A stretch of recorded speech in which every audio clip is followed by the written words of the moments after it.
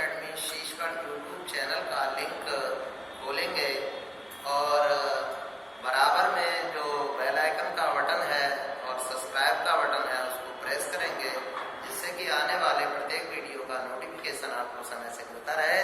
तो आइए स्टूडेंट, आज कक्षा 8 हिंदी व्याकरण की पहली क्लास स्टार्ट करते हैं। तो सभी स्टूडेंट अपनी अपनी हिंदी व्याकरण कक्षा 8 को ओपन करेंगे और उसमें निकालेंगे चैप्टर नंबर 1 अर्थात पाठ नंबर 1। पाठ नंबर 1 जो है हमारा भाषा और व्याकरण। भाषा और व्याकरण, इस पाठ को हम पढ़ेंगे। तो सबसे पहले स्टूडेंट इस पाठ में हम समझेंगे कि भाषा क्या है और व्याकरण क्या है। तो भाषा क्या है, भाषा की आवश्यकता क्यों हुई? तो देखिए कि भाषा जो है वो विचार विनिमय का एक माध्यम होती है कि हम दूसरे के विचार अपने तक लाएं और अपने विचार दूसरे तक पहुंचाएं। इसके लिए हमें भाषा की आवश्यकता होती है। तो सबसे पहले हम देखते हैं भाषा कितने रूपों में हमें मिलती है। तो भाषा के मुख्यतः 2 रूप होते हैं, लेकिन वैसे 3 रूपों में पाए जाते हैं। तो देखेंगे भाषा के प्रकार। भाषा के प्रकार, तो भाषा के प्रकार जो है हमारे, वो मुख्य रूप से 2 टाइप के होते हैं, लेकिन गौण रूप से 3 टाइप के होते हैं। तो मुख्य रूप से नंबर 1 भाषा होती है हमारी मौखिक भाषा। मौखिक भाषा, मौखिक भाषा। और नंबर 2 होती है हमारी लिखित भाषा। लिखित भाषा। अब स्टूडेंट हम देखेंगे यहाँ पर कि मौखिक भाषा क्या है और लिखित भाषा क्या है। तो मौखिक भाषा वह भाषा कहलाती है जिसका कोई प्रूफ नहीं होता है। जिसका कोई प्रूफ नहीं होता है वो हमारी मौखिक भाषा होती है। जैसे रेडियो पर कोई वार्तालाप सुनना, रेडियो पर समाचार सुनना या आपस में बातचीत करना, ये सब मौखिक भाषा के अंतर्गत आता है। लेकिन दूसरी भाषा होती है हमारी लिखित भाषा। लिखित भाषा हम उस भाषा को कह सकते हैं जिसके पास जिसका हमारे पास प्रूफ है।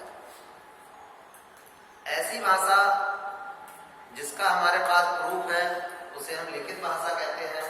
जैसे अखबार पढ़ना, कोई कहानी की किताब पढ़ना या कोई उपन्यास पढ़ना, ये सब लिखित भाषा के अंतर्गत। तो अब हम देखेंगे, एक क्वेश्चन हमारा यहाँ से बनता है कि भाषा की सबसे छोटी इकाई क्या होती है। तो भाषा की सबसे छोटी इकाई क्या होती है? तो भाषा की सबसे छोटी इकाई क्या होती है? तो इसमें 2 टाइप से क्वेश्चन बनता है कि मौखिक भाषा की सबसे छोटी इकाई क्या होती है और लिखित भाषा की सबसे छोटी इकाई क्या होती है। अक्सर कंपटीशन में ये क्वेश्चन पूछा जाता है कि भाषा की सबसे छोटी इकाई क्या होती है और भाषा की लिखित सबसे छोटी इकाई क्या होती है। तो भाषा की मौखिक सबसे छोटी इकाई होती है हमारी ध्वनि और लिखित भाषा की सबसे छोटी इकाई हमारी होती है स्वर। क्या होती है? स्वर। तो आप समझ गए होंगे। अगर कोई पूछता है भाषा की सबसे छोटी इकाई कौन सी है, तो हो जाएगा वर्ण। और भाषा की सबसे छोटी मौखिक इकाई क्या है, तो हो जाएगा ध्वनि। और भाषा की सबसे छोटी इकाई लिखित क्या है, तो हो जाएगा आंसर हमारा वर्ण। अब हम बात करेंगे स्टूडेंट नंबर 3, जो गौण भाषा है हमारी, जिसे हम कहते हैं सांकेतिक भाषा। सांकेतिक भाषा। तो सांकेतिक भाषा वह भाषा होती है जो संकेतों के द्वारा व्यक्ति को अपने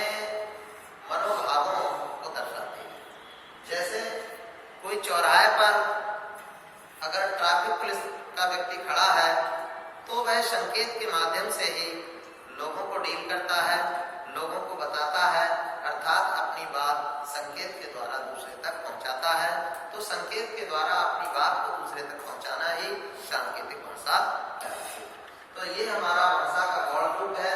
लेकिन मुख्य रूप से भाषा दो प्रकार की होती है, मौखिक भाषा और लिखित भाषा। और भाषा की आवश्यकता क्यों हुई?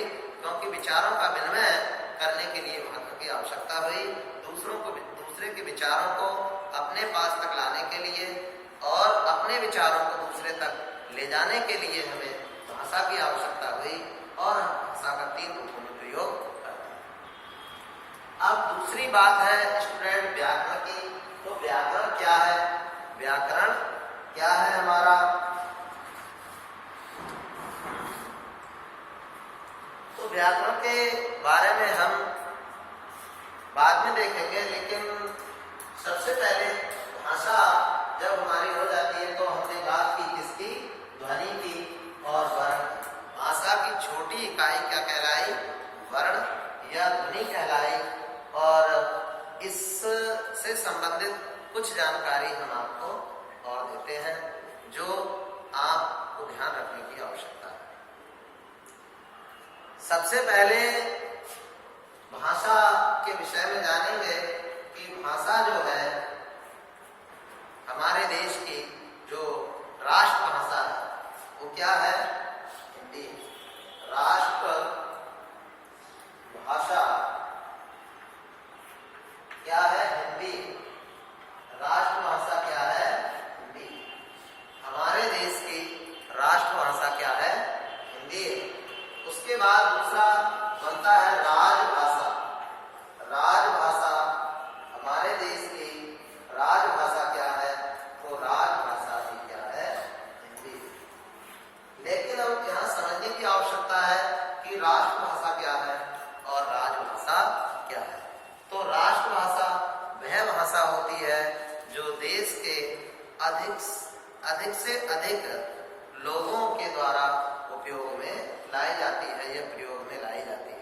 कह सकते हैं जिस देश के सबसे ज्यादा नागरिक जिस भाषा का यूज करते हैं उसको ही हम राष्ट्रभाषा कहते हैं। अब राजभाषा का क्या मतलब होता है? राजभाषा का मतलब होता है राजकाज की भाषा। अर्थात एक सरकार दूसरी सरकार से किस भाषा में पत्र व्यवहार करेगी, किस भाषा में वार्तालाप करेगी, तो उसे हम कहते हैं राजभाषा। अर्थात राज्य के कार्यों में प्रयोग होने वाली भाषा को राजभाषा कहते हैं और देश के अधिकांश लोगों के द्वारा प्रयोग किए जाने वाली भाषा को हम राष्ट्रभाषा कहते हैं। अब देखेंगे ये राजभाषा का जो दर्जा है वो संविधान में कब दिया गया और किस दिन दिया गया? तो स्टूडेंट 14 सितंबर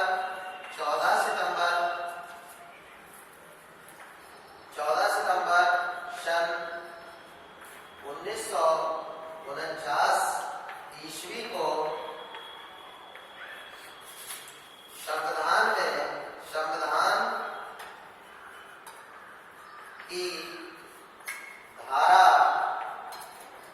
343A के अंतर्गत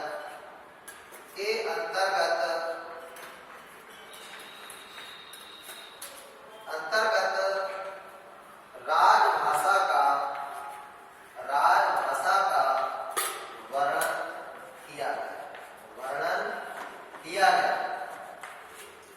तो संविधान की धारा 343 के अंतर्गत 14 सितंबर सन 1949 को ये घोषणा की गई या संविधान में अंकित किया गया कि भारत देश की जो राजभाषा है वो हिंदी होगी।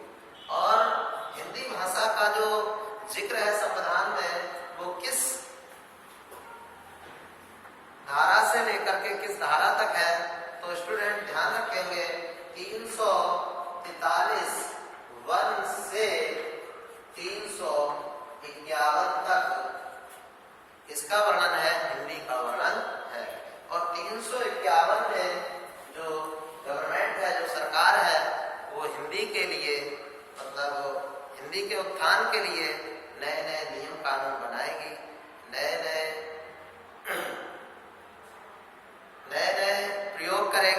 या हिंदी को बढ़ाने के लिए प्रयास करेगी, तो इसका जिक्र 351 में किया गया है। अब देखते हैं हम, हमारा दूसरा टॉपिक है लिपि। भाषा लिखने के लिए देखिए, हमने बताया लिखित भाषा। लिखित भाषा क्या है? लिखित भाषा की सबसे छोटी इकाई क्या है? वर्ण है। और वर्णों को जो लिखने का ढंग है उसको ही हम लिपि कहते हैं। तो आइए स्टूडेंट, अब हम लिपि का अध्ययन करते हैं।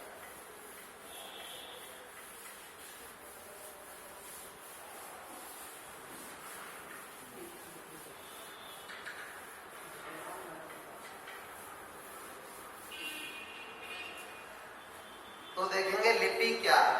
लिपि क्या है? लिपि क्या है? तो स्टूडेंट हम क्या पढ़ रहे हैं? हम पढ़ रहे हैं हिंदी। क्या पढ़ रहे हैं? हिंदी पढ़ रहे हैं। क्या पढ़ रहे हैं? हिंदी पढ़ रहे हैं, अर्थात हिंदी व्याकरण का अध्ययन कर रहे हैं। तो बात हो रही है लिपि की। लिपि है क्या? लिपि है क्या?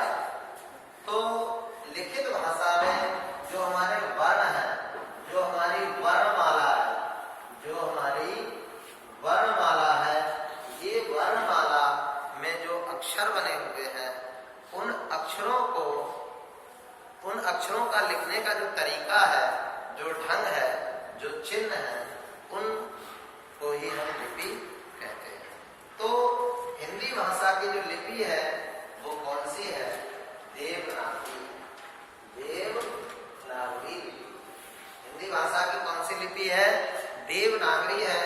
और जिसमें कैसे आ से लेकर या तक के अक्षरों को लिखा गया। तो देवनागरी लिपि में और कौन कौन सी भाषाएं आती हैं, अर्थात और कौन कौन सी भाषाओं में देवनागरी लिपि का प्रयोग होता है, थोड़ा हम एक्स्ट्रा जानकारी के हिसाब से ये भी पढ़ेंगे कि देवनागरी लिपि में और कौन सी भाषाएं लिखी जाती हैं। तो एक हमारी है नेपाली। नेपाली भी देवनागरी लिपि में लिखी जाती है। और एक है हमारी मराठी। तो मराठी भी हमारी किसमें लिखी जाती है? देवनागरी लिपि में लिखी जाती है। ऐसा लगभग पूछा जाता है कि देवनागरी लिपि किन किन भाषाओं में प्रयोग होती है। तो एक नेपाली में, एक मराठी में, और एक हमारा हो गया हिंदी। तो हिंदी की लिपि कौन सी है? देवनागरी। मराठी की लिपि कौन सी है? देवनागरी। और नेपाली की लिपि कौन सी है? देवनागरी। उसके बाद लिपि की परिभाषा क्या होगी? लिपि है क्या ये?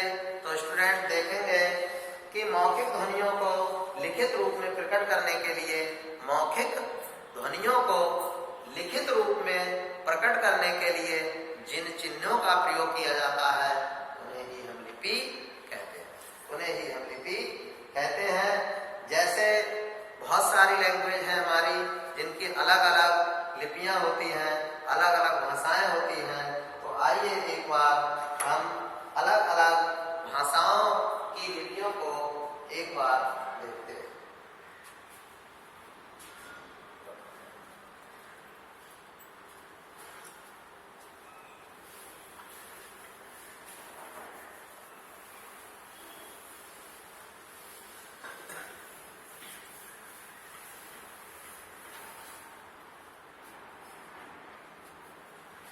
तो एक तरफ स्टूडेंट लिख लेंगे हम भाषा और दूसरी तरफ लिख लेंगे लिपि।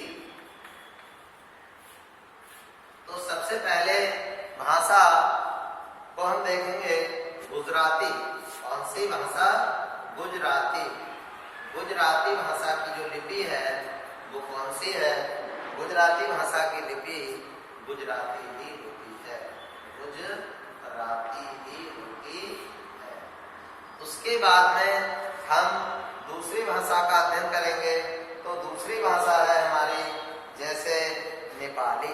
जैसे नेपाली। जैसे नेपाली। और नेपाली की जो लिपि है वो कौन सी है? देवनागरी। देवनागरी। देवनागरी लिपि इसका नाम इसलिए पड़ा क्योंकि ये नागर ब्राह्मणों के द्वारा प्रयुक्त लिपि है, इसलिए इसे देवनागरी लिपि के नाम से जाना जाता है।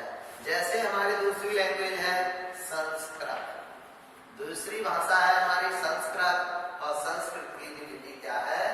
देवनागरी लिपि है। संस्कृत की भी लिपि क्या है? देवनागरी लिपि है। और लिपि के बारे में मैंने आपको बताया कि मौखिक ध्वनियों को लिखित रूप देने के लिए जिन चिन्हों का प्रयोग किया जाता है उसे ही हम लिपि कहते हैं। उसे ही हम क्या कहते हैं? लिपि कहते हैं। जैसे पंजाबी है हमारी एक लैंग्वेज, क्या है? पंजाबी। पंजाबी एक लैंग्वेज है। पंजाबी लैंग्वेज की जो लिपि होती है वो क्या होती है? गुरमुखी होती है। क्या होती है? गुरमुखी लिपि होती है। पंजाबी की लिपि कौन सी होती है? गुरमुखी होती है।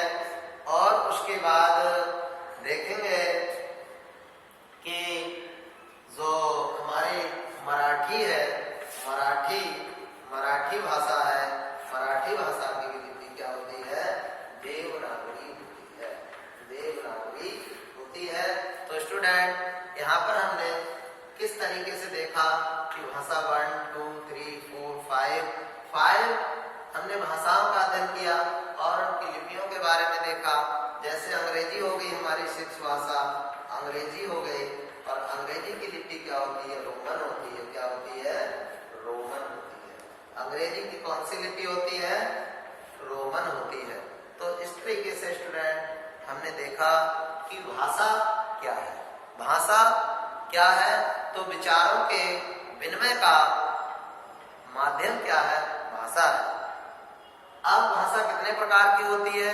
भाषा 2 प्रकार की होती है, एक लिखित भाषा, एक मौखिक भाषा, और गौण रूप में एक सांकेतिक भाषा भी होती है। उसके बाद हमने देखा भाषा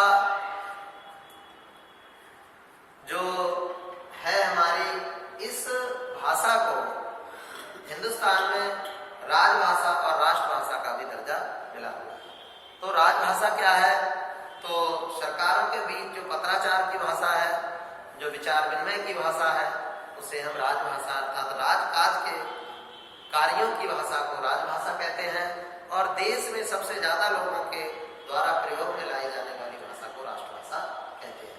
लेकिन ये राजभाषा का दर्जा कब और कहाँ दिया गया है, इस बात के लिए भी हमने इस क्लास में आपको एक बार बताया, एक बार दोबारा बता देते हैं कि 14 सितंबर सन 1949 ईस्वी को भारतीय संविधान की धारा नंबर 343 में हिंदी को राजभाषा का दर्जा दिया गया। इसीलिए 14 सितंबर को हिंदी दिवस मनाया जाता है। तो स्टूडेंट आइए एक नए टॉपिक की तरफ चलते हैं। नया टॉपिक है हमारा बोली। नया टॉपिक है हमारा बोली। तो बोली है क्या? तो देखेंगे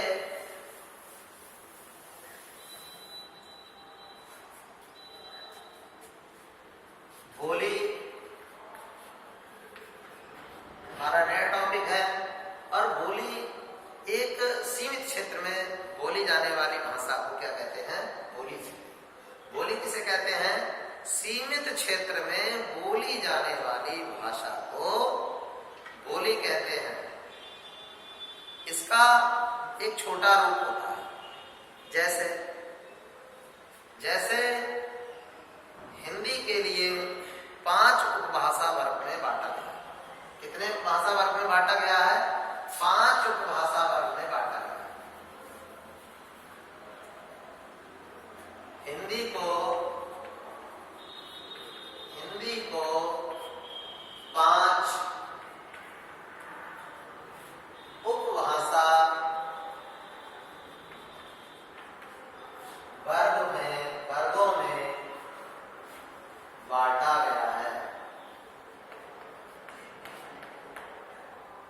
बांटा गया है। तो देखिए स्टूडेंट, बोली को समझने के लिए बोली है क्या, उससे पहले हमें हिंदी को 5 उपभाषा वर्ग में बांटा गया है ये समझना होगा। तो देखिए ये काय के क्षेत्र के आधार पर बांटा गया है, स्थान के आधार पर बांटा गया है। तो मैं 5 वर्गों को आपके लिए लिख रहा हूं और उन 5 वर्गों के अंतर्गत कौन कौन सी बोलियां आती हैं ये भी आपको इस में बताया है। तो पहला वर्ग है हमारा पश्चिमी हिंदी। कौन सा वर्ग है? पहला वर्ग है हमारा पश्चिमी